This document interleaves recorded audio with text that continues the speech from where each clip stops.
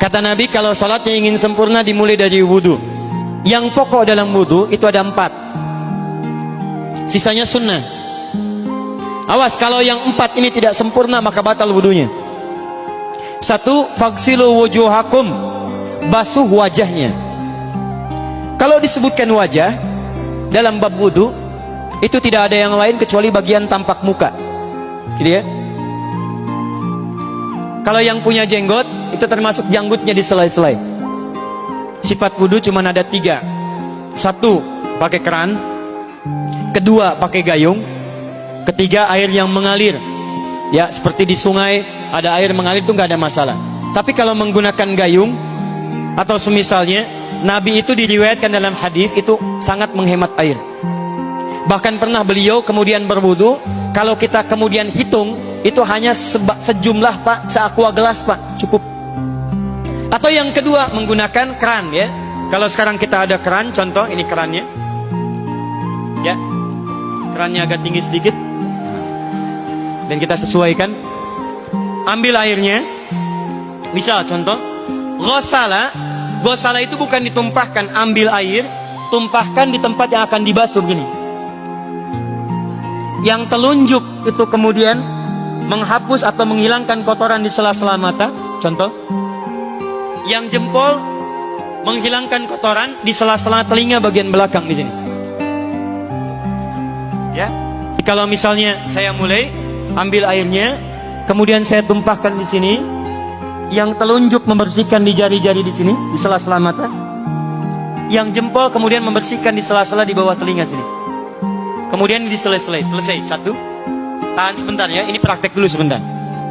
2, wa aidiakum ilal marafiq, ini yang sering keliru. Dan tangan sampai siku. Jadi saat kita mengambil air wudhu, ambil airnya, tumpahkan dari sini ilal marafiq sampai ke siku, ke sini. Balikan lagi ke depan. Jadi bukan kerannya dibeginikan, sikunya dibeginikan, takut, bukan. Jadi bukan siku diteruskan ke bawah. Yang tepat itu ambil airnya, kemudian basuh dari sini sampai dengan ke sikunya. Hati-hati, ini ada maknanya. Dan jika benar di hadis Muslim, jika orang wudunya benar seperti ini, maka bersamaan dengan jatuhnya air wudu itu, jatuh pula dosa-dosa dan kotoran yang melekat pada anggota tubuhnya. Tidak cukup dengan amin, nanti kita lihat dulu. Tangan selesai, pindah kemana? Bukan ke rambut, tapi kepala. Jadi dalam bab wudu yang diusap bukan rambutnya, kepalanya. Itulah keadilan Allah. Kalau yang diusap kepalanya, semua manusia yang hidup pasti punya kepala. Tapi kalau yang diusap rambutnya, ada ketidakadilan, karena tidak semua orang punya kepala, punya rambut. Tuh. Nah sekarang lihat sini. Ketika kita diminta mengusap kepala, bahasanya masaha. Masaha itu begini. Ini saya punten. Bismillah. Gini ya. Ambil airnya, tumpahkan, baru kemudian diusapkan ke kepalanya. Paham ya? Kalau yang ghosala, ambil, tumpahkan di tempat yang akan dibasuh. Tapi kalau masaha, hati-hati. Ambil airnya, tumpahkan, baru diusap. Jadi bukan diambil air, tumpahkan di kepala begini. Yang dibasuh kepalanya bukan rambutnya. Jadi kalau ada laki-laki sudah dandan, sisiran, rapi, tiba-tiba keran dibuka, yang diusap cuma rambutnya, ulak. Nah, itu batal wudunya. Tidak sah. Harus diulang. Terakhir kaki dibasuh sampai dengan bagian mata kakinya, dan ini tidak perlu saya terangkan karena mudah bagi kita untuk mempraktekannya. Tapi yang ingin saya jelaskan satu ini saja. Perhatikan baik-baik. Yang 4 ini wajib wudu. Tambahannya sunnah. Niat dimasukkan dalam wajibnya. Lihat sini. Kumur-kumur sunnah. Telinga sunnah. Istinsyak sunnah. Yang 4 ini wajib. Tapi terlepas dari wajib dan sunnahnya, perhatikan baik-baik. Kenapa ini disebut dengan wudu? Dan hebatnya Al-Quran mengistilahkannya dengan taharah. Taharah. Apa itu taharah? Apa itu suci? Taharah. Apa itu taharah? Suci. Apa itu suci? Taharah. Ada taharah, ada nadhafah, itu beda. Kalau nadhafah, bersih luarnya, tapi belum tentu bersih dalamnya. Bisa jadi luarnya bersih tapi dalamnya najis. Misal, hewan yang paling najis apa? Yang haram. Misal hewan tadi itu, hewan babi misalnya, misal dibersihkan, dimandikan, disisir sampai bersih. Bersih tidak? Bersih, bersih. Tapi halal tidak? Suci tidak? Tidak. Al-khinziru nadhifun walakinnahu ghairu tahir. Babinya bisa bersih tapi tetap tidak halal, tidak suci dia, tetap haram, tetap najis. Paham? Tapi kalau bersih luarnya dan suci dalamnya, maka kalimatnya berubah dari nadhafah jadi taharah. Taharah. Orangnya disebut dengan tahir. Kalau rajin dikerjakan disebut dengan mutatahhir. Wudu dalam Quran disebut dengan taharah. Seakan-akan memberikan pesan, maaf, orang yang wudu itu bukan hanya bersih fisik luarnya saja. Jadi kalau orang wudunya bersih, bukan cuma wajahnya yang bersih. Kalau wudunya benar, bukan kotoran di tangan saja yang hilang, tapi mohon maaf, fisik dalamnya itu ikut suci. Fungsi tangannya jadi bersih, fungsi wajahnya jadi bagus, fungsi lisannya jadi bagus. Makanya kata Nabi, kalau orang benar wudunya bersamaan dengan air wudu yang menetes, maka tumpahlah kotoran-kotoran di bagian fisik-fisik tubuhnya. Jadi kalau kita benar wudunya kumur-kumur, kukumur, masukkan, misalnya masukkan, keluarkan, bersamaan dengan keluarnya air itu, maka kotoran-kotoran di lisan pun ikut keluar.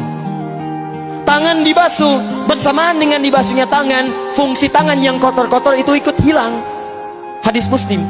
Makanya orang yang setelah selesai wudu dia berdoa, apa wudunya? Apa doa wudunya? Asyhadu anna ilaha wa asyhadu anna Muhammadan Allahumma minat waj'alni minal, lihat sini, minal mutatahhirin, minat tawabin. Lihat, Bapak Ibu kan baru wudu, tapi kenapa doanya selesai tobat? Allahumma ja'alni minat tawabin. Ya Allah, jadikan saya termasuk orang tobat. Kita kan baru wudu, kenapa doanya baru selesai tobat? Sedangkan tobat itu mengakui kesalahan, menyesali kesalahan, dan berjanji meninggalkan yang salah, mengganti dengan yang baik-baik. Makanya kalau orang wudunya benar itu, begitu dia kumur-kumur, dia ingat kesalahan apa yang dikerjakan oleh lisan ini. Jadi begitu kemudian ditumpahkan airnya, hilang kotorannya. Maaf, yang suka mencela wudu, selesai wudu tidak akan mencela lagi karena tobat dari celaan. Makanya kalau wudu Anda benar, coba ingat-ingat, siapa korban dari lisan Anda yang tajam itu? Apakah ibu Anda yang pernah menangis karena lisan Anda? Apakah ayah Anda yang kecewa karena kalimat-kalimat Anda? Apakah tetangga Anda yang menjauhi Anda karena kata-kata kotor Anda? Kalau tiap hari Anda wudu, tapi kemudian lisan Anda masih kotor juga, ada yang salah. Anda cuma menghabiskan air untuk menghilangkan kotoran di lisan. Itu tanda pertama. Tangan basuh. Makanya orang yang wudunya benar, tangannya tidak akan berbuat yang kotor lagi sampai ke ujung kakinya. Karena itulah ibadah ini disebut dengan wudu, seakar dengan kata dau. Kata para ulama, mereka sebagian mengatakan dau artinya cahaya, dau artinya sinar, dau artinya al-husnu, baik budi pekerti. Kalau orang benar wudunya, bertambah sinar di tangannya, sinar di wajahnya, sinar di lisannya. Apa sinar itu? Di dunia sinar-sinar amaliyah kebaikan, sifat-sifat baik, di akhirat pancaran-pancaran kemuliaan. Satud'a ummati yaumal qiyamati ghurral muhajjalin, akan dipanggil umatku di hari kiamat dengan banyak cahaya melekat di tubuhnya. Tangannya ada cahaya, matanya ada cahaya, wajahnya bercahaya, kakinya bercahaya. Cahaya apa itu? Kata Nabi, min atharil wudu, dari bekas wudunya. Jadi kalau kita benar wudunya, itu kita jadi orang baik. Ada cahaya kebaikan dalam diri kita. Itu yang disebut dengan tawabin. Makanya kalau bapak ibu tiap hari wudu, Allahumma ja'alni minat tawabin, tapi mulut tidak tobat, tangan tidak tobat, kaki tidak tobat, ada yang salah dengan wudunya. Waj'alni minal mutatahhirin, jadikan saya orang bersih dan suci.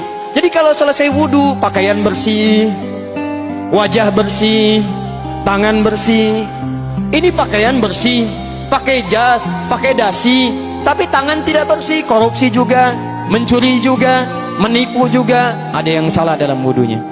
Kalau kita bisa mengerjakan wudu ini dengan baik, maka naik status kita. Disebut sebagai, langsung oleh Al-Quran, disebut hamba yang dicintai oleh Allah Subhanahu wa ta'ala. Di Quran surah kedua Al-Baqarah ayat 222. Saya tutup.